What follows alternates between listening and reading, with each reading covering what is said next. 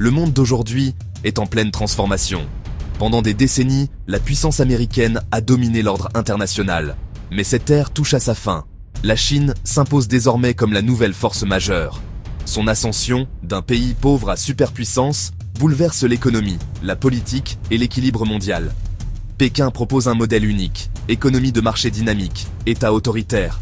Ce modèle a sorti des centaines de millions de la pauvreté et attire de nombreux pays en développement. En 40 ans, la Chine est devenue la deuxième économie mondiale, influençant tous les continents. Cette montée en puissance crée tensions et incertitudes, surtout avec les États-Unis. Comprendre l'essor chinois, c'est comprendre le monde qui se dessine aujourd'hui. Tout commence à la fin des années 1970, avec un dirigeant prêt à tout changer. L'histoire moderne de la Chine débute véritablement avec l'arrivée de Deng Xiaoping sur la scène politique. Après des décennies de bouleversements, il incarne une nouvelle ère, marquée par la volonté de transformer le pays. Après l'ère Mao, Deng arrive avec une vision pragmatique et audacieuse. Il célèbre le fameux adage « Peu importe qu'un chat soit noir ou blanc, tant qu'il attrape des souris ». Pour lui, l'efficacité prime sur l'idéologie. Son objectif est clair, il veut sortir la Chine de la pauvreté et la conduire vers la prospérité nationale, en mettant de côté l'orthodoxie idéologique qui avait dominé jusque-là. Pour cela, il lance les 4 modernisations. Agriculture, industrie, défense, sciences et technologie. Ces piliers deviennent le moteur du renouveau chinois, chacun jouant un rôle essentiel dans la transformation du pays. Les réformes commencent dans les campagnes, où la collectivisation laisse place à des incitations individuelles. Les paysans peuvent désormais vendre leur surplus, ce qui libère la productivité et ouvre la voie à l'économie de marché. Les zones économiques spéciales, comme Shenzhen, deviennent de véritables laboratoires du capitalisme. Elles attirent des investissements étrangers, stimulent l'innovation et créent des millions d'emplois, transformant des villages en métropoles modernes. Deng introduit ainsi le capitalisme tout en gardant le contrôle du Parti communiste. C'est le début du socialisme aux caractéristiques chinoises, un modèle unique qui combine ouverture économique et autorité politique. L'approche de Deng est graduelle, expérimentale et pilotée par l'État. Chaque réforme est testée à petite échelle avant d'être généralisée, ce qui limite les risques et permet d'ajuster la stratégie en temps réel. Contrairement à la Russie, qui a plongé dans le chaos avec des réformes brutales, la Chine évite l'effondrement social en avançant prudemment, étape par étape, et en tirant les leçons de chaque expérience.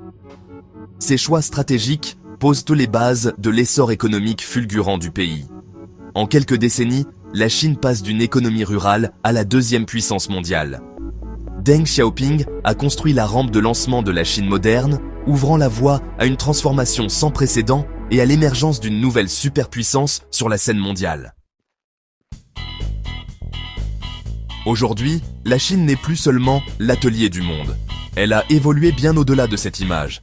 Elle est une puissance économique et technologique majeure, rivalisant avec les États-Unis. Son influence s'étend sur presque tous les secteurs.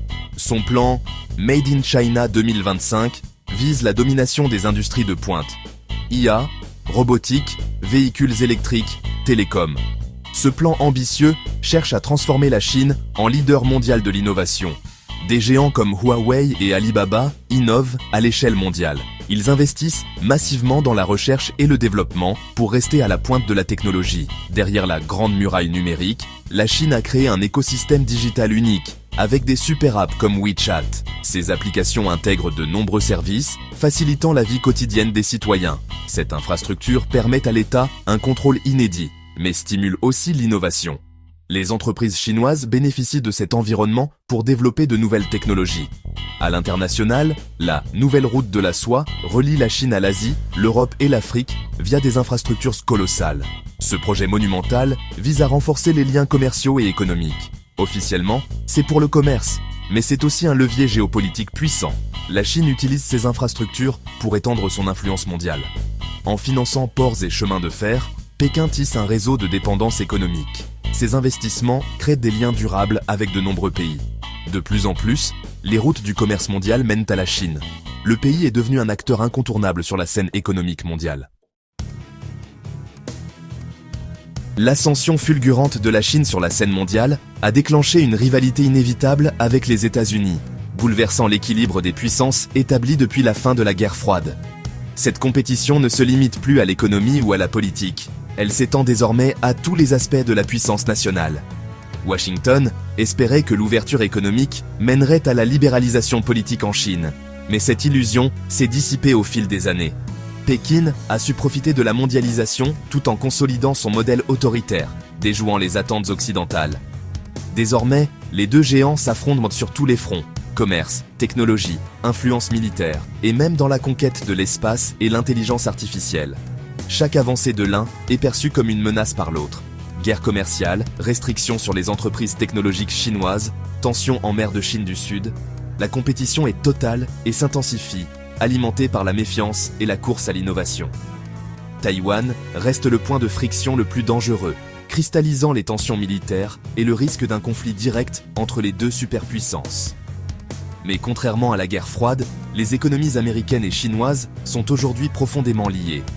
Une rupture serait catastrophique, tant pour les deux pays que pour le reste du monde, tant les chaînes d'approvisionnement et les marchés sont imbriqués. Le défi est immense. Il s'agit de gérer cette rivalité stratégique sans basculer dans l'affrontement ouvert, tout en préservant un dialogue fragile. C'est un équilibre précaire, bien plus complexe que la confrontation États-Unis-URSS, car il implique une interdépendance inédite et des enjeux globaux. Cette compétition façonnera le XXIe siècle, mais la coopération reste indispensable sur certains enjeux mondiaux, comme le climat, la santé ou la stabilité financière. Le monde doit apprendre à naviguer entre confrontation, rivalité et interdépendance pour éviter que la tension ne dégénère en crise majeure. Cette rivalité redéfinit l'ordre mondial, imposant de nouveaux équilibres et de nouveaux défis à l'ensemble de la planète. L'influence chinoise s'étend bien au-delà des États-Unis. En Afrique, la Chine construit routes, ports et centrales, devenant le premier partenaire commercial du continent. Elle offre des prêts massifs, souvent sans conditions politiques, mais suscite des critiques. Endettement, main-d'œuvre importée, normes environnementales. En Europe, la Chine est à la fois partenaire, concurrent et rival systémique. Les pays d'Europe de l'Est accueillent volontiers les investissements chinois, tandis que l'Allemagne et la France restent prudentes. Pékin exploite ces divisions pour négocier pays par pays, affaiblissant la position commune européenne. Le débat sur la 5G a révélé ces fractures. Sécurité contre avantages économiques. Le dilemme, profiter du dynamisme chinois sans perdre autonomie ni valeur. L'avenir de la Chine n'est pas assuré. Le pays fait face à des défis majeurs. Population vieillissante, main-d'œuvre en déclin, pollution massive. Le modèle de croissance basé sur l'investissement et l'exportation s'essouffle. Pékin tente de pivoter vers la consommation intérieure et l'innovation, mais la transition est risquée, avec une dette colossale, surtout dans l'immobilier. Sur le plan politique, Xi Jinping concentre le pouvoir, supprimant les contre-pouvoirs et la limite des mandats. Cette stabilité apparente cache des risques, erreurs de politique, incertitude sur la succession, fragilité en cas de crise. La légitimité du parti dépend de la prospérité continue. Si la croissance ralentit ou si une crise éclate, le régime pourrait vaciller. Les prochaines décennies seront décisives pour la trajectoire chinoise. Rien n'est écrit d'avance. La Chine est désormais un acteur central et durable du XXIe siècle, occupant une place incontournable sur la scène mondiale. Le monde passe d'une domination américaine à un équilibre multipolaire, avec la Chine comme pôle majeur et moteur de transformation. Comprendre ses ambitions, ses stratégies et ses faiblesses est crucial pour l'avenir de tous. La compétition s'étend à l'économie, la technologie, les idées et la gouvernance mondiale, redéfinissant les rapports de force. Les institutions internationales devront s'adapter à cette nouvelle réalité complexe et mouvante.